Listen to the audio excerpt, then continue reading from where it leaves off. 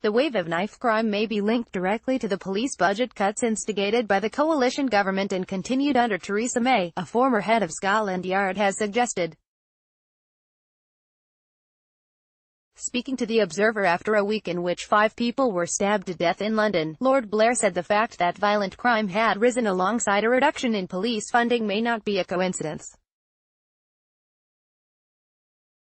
In 2010, when the Conservatives came to power with the Liberal Democrats and began cutting spending, the capital had 4.1 officers per 1,000 Londoners, but by 2016-17 the ratio had dropped to 3.3 officers per 1,000, according to figures from City Hall.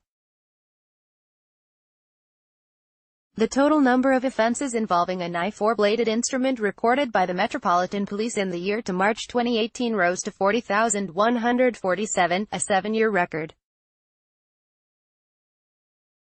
Blair said, "Crime is clearly an indicator of societal health, particularly violent crime. We know that crime just about peaked in 1993 and went on going down until something like 2010 to 2012, and then started to go back up again. One of the things that a statistician always looks for is to see whether a change in behavior is a coincidence or whether there is causation. It does seem odd that the cut in budget for policing by 20% coincides with a significant rise in crimes of all sorts.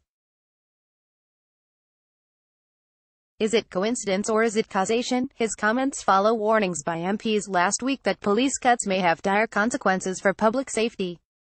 Trust in the police, said a report by the Public Accounts Committee, is breaking down as forces struggle to respond to crime because of government cuts. Amber Rudd, a former Home Secretary, angered senior officers by claiming that police cuts were not to blame for the surge in knife crime. Blair, who has met Commissioner between 2005 and 2008, tried to find lasting solutions to youth violence, also warned that the positive impact of neighborhood policing was probably fading under the pressure of finance.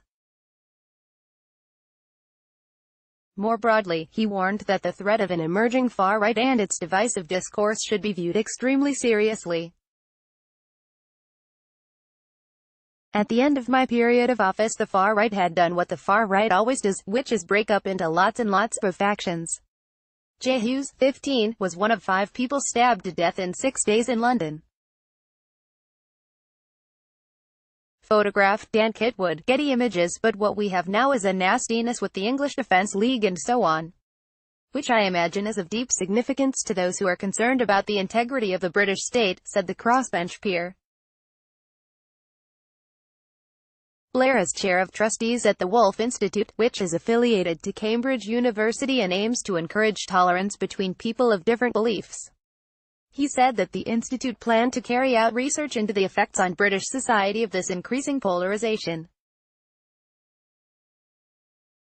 Among other initiatives, the institute, which has just celebrated its 20th anniversary, is building a UK Inclusivity Index to measure and map levels of intolerance in different parts of Britain. "It will be what we can do to assist people to understand what polarization means, what inclusivity means," said Blair. Blair, who became the country's most senior police officer shortly before the terrorist attacks on London on the 7th of July 2005, said the bombings, which killed 52 people and wounded more than 700, had led him on a personal journey into faith and religious identity that began with attempting to understand what motivated the 4 suicide bombers. However, he said that elements of the media had prevented a proper debate concerning Islam and its true meaning. "Some of the coverage of Islamic matters has been appalling. Look at some of the fuss about Sharia law," he said.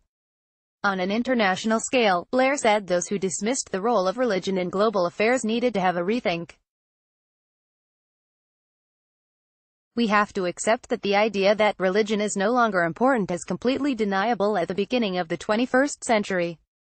Religion is one of the key flashpoints that we have, and events that happen in Syria, as we know, play out on the streets of London or elsewhere.